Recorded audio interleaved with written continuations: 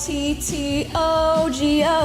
Don't agree, you gotta go. Guys, Chappell Roan is in the news and she's apparently on the chopping block. What did she do? Did she endorse Donald Trump? No, she simply said there are problems on both sides. The horror, the shock. Let's talk about Chappell Roan. Yeah, you better. Yeah, you better. Guys, before we get into today's video, please like and subscribe. Yes, today we are going to be defending the one and only Chappell Roan. And if you don't know who Chappell Roan is, she is a pop star on a meteoric rise. This girl is hella famous. She's got hits like Hot to Go, Good Luck Babe, Pink Pony Club. Her music is everywhere. You've probably heard it, whether you know it or not. And when I say this girl is on the rise, I mean on the rise. She is one of the top pop girlies right now. That's what we young people call them. Chappell Roan is really known for her sort of like ultra modern feminist aesthetic, and she does big drag makeup and is inspired by drag in a lot of the costuming that she does in her shows, and her costuming is extensive. She's been at Lollapalooza, the VMAs, you know, anywhere and everywhere, Chappell Roan is there. And now it just might be that Chappell Roan is on the chopping block. Why? Because she put out a statement about the two candidates in our presidential election here in the United States. Now, was it an endorsement of any candidate? No, and I guess that's the problem. So let's read the statement and see what people are so upset about. Chappell said, "I have so many issues with our government in every way. There are so many things that I would want to change, so I don't feel pressured to endorse someone. There's problems on both sides." Now let's really analyze this statement and break it down. I have so many issues with our government in every way, meaning looking at both parties, I have a lot of issues with what's going on, and maybe a lot of issues with how the government functions in totality, which is a very valid criticism of the US government, and one that I feel like people on both sides of the aisle should share. But apparently that's not fair, that's not okay. In the time of an election, you must endorse a candidate. And of course we know the candidate that Chappell Roan is being pushed to endorse. It is none other than Kamala Harris. Because if you are going to be an artist in today's day and age, you have to also be on the left. And if you aren't, the hive mind will go together and attack you. She says there are so many things that she wants to change, so she doesn't feel pressure to endorse a specific candidate, and there are problems on both sides. Who could possibly disagree with that? Well, I guess there's a massive group of people who could disagree with that, and we're gonna read their replies to this statement from Chappell Roan. Chappell Roan's ability to be an incredibly refreshing voice of reason one moment, and then the most annoying, ignorant, humorless weirdo in the next moment really should be studied. Hey gays, we should expect better of the people whose careers we finance. One side wants to ban drag, and it's not Democrats. Hope this helps. I'm tired of artists like Chappell Roan profiting off of queer and drag culture and then refusing to do the bare minimum when it comes to standing up for LGBTQ+ rights because she's probably afraid of getting canceled by a small portion of the internet or is just uneducated. How are you queer, an ardent defender of the drag community, and somehow a both sides are bad person? I'm sorry, but there's no defending this. This is about 10 million times worse than Taylor Swift hugging a Trump supporter. Problems on both sides is the most cowardly, uneducated, and downright embarrassing thing you could possibly say about this election. Woo!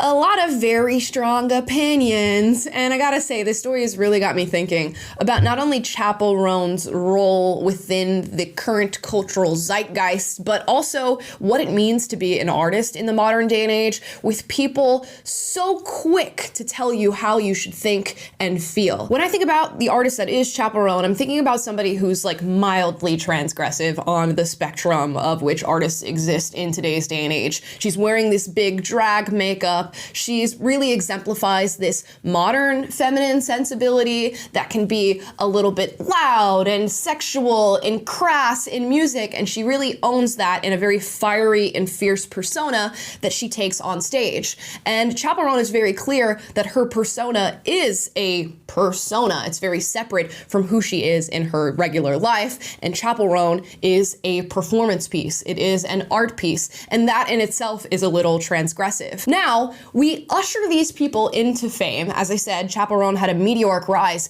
because they're transgressive, because they're doing something cool, because they're a little bit abrasive. And then when you find out that that's actually part of their personality, that the transgression follows them in their political opinions and in their public opinions, even in the mild way that exists in not endorsing either candidate, you get upset because the artist doesn't support every single opinion that you have. And an aside that claims, and only claims, claims to be so tolerant, they are not tolerant at all, because what that would require is allowing people with differing opinions to actually coexist. And we cheer on Chappell Roan for being somewhat of a dissident in the pop space, doing something new, doing something unique. And when you find out that she's actually dissident to one of your opinions, you freak out. Make that make sense. And I get that Chappell Roan leans on the drag aesthetic and drag culture in her shows. She has made that abundantly clear. She shouts out drag queens all the time and has referred to her art as drag in many ways. But that does not mean that she has to support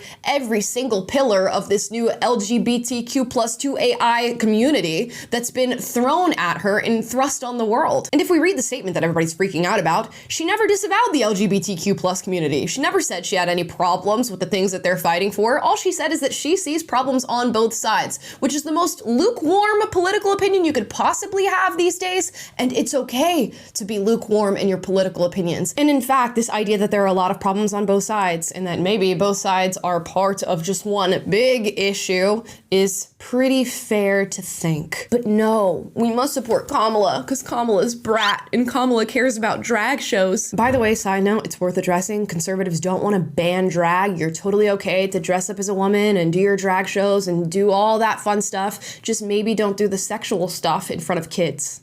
That's it. And as I said before, this has got me really thinking about the role of an artist, or at least what it used to be. It seems as though it used to be that artists could function as a reflection of their society to really shine on its beauty or its sickness. It could be running outside of society in this sort of transgressive way to get people thinking about new aspects of life or a new perspective on life. Or maybe the artist was this hopeful, optimistic about where life could go, a utopian force of sorts. And notice how all of those different iterations of an artist can only exist if the artist is able to think freely, to utilize their imagination, to be creative. If you're forcing a hive mind onto the artist, you are stifling that energy and you are stifling the art. Now it seems in today's modern age, the artist is supposed to be a thinker, a politician, an activist who is also morally virtuous and a protector of the wide-spanning audience that they have, while also trying to be transgressive, meanwhile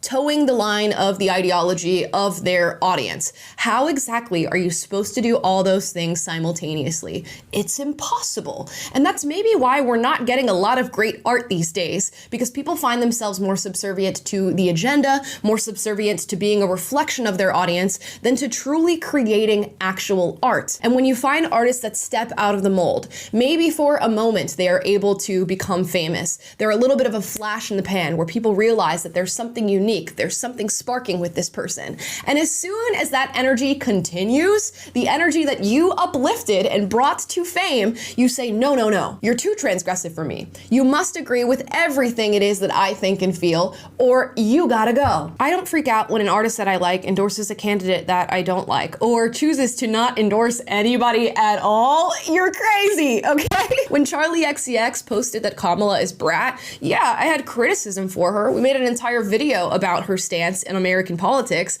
but that doesn't mean I'm not going to listen to brat anymore. I can appreciate Charlie XCX for her art, and I can appreciate that her political views also inform her art. And it gives me a new perspective on the different ways that people think and how it informs the things that they create. That's okay. I don't think she's some sort of fascist left-wing radical because she said something that I disagree with. It's totally okay. In fact, it's a major part of life to have people around you who disagree with the things you think. And if you are constantly surrounded by this hive mind mentality where everybody is just constantly reinforcing your thoughts, then you're not really living. And I guess if you are, it's a pretty boring existence. Do you want nothing to contend with? Do you want nothing to think about, nothing to argue against? And I gotta say, the journey of finding love and admiration for the people who disagree with things that you may think are fundamental to who you are is a pretty powerful journey. And if you just cut off that journey because you can't stand to even think about the idea of associating yourself with somebody who disagrees with you, you probably have some work to do. It's a you problem, not a Chappell Roan problem. And funnily enough, Chappell Roan has been making headlines far before this statement in giving valid criticisms of what it's like to be famous, talking about the stalking, talking about the fans that feel like they have onus over every single part of her life. In vulnerable moments, they're coming up and asking for pictures or filming her, getting in her personal space, asking her personal questions. And it speaks to the entitlement that fans now have over celebrities who are just normal people who have happened to become famous for their art. You feel a sense of entitlement not only to their personal space, to their likeness, to their time, but also now to their mind, thoughts, and political opinions. And I guess it comes from this idea that we listen to your music, we finance your career, as one of those tweets said. And that's okay. You know, if you don't like Chappell Roan anymore because of what she said, don't listen to her, don't finance her career, but don't do it because you think you have some ownership over what her thoughts and feelings should be.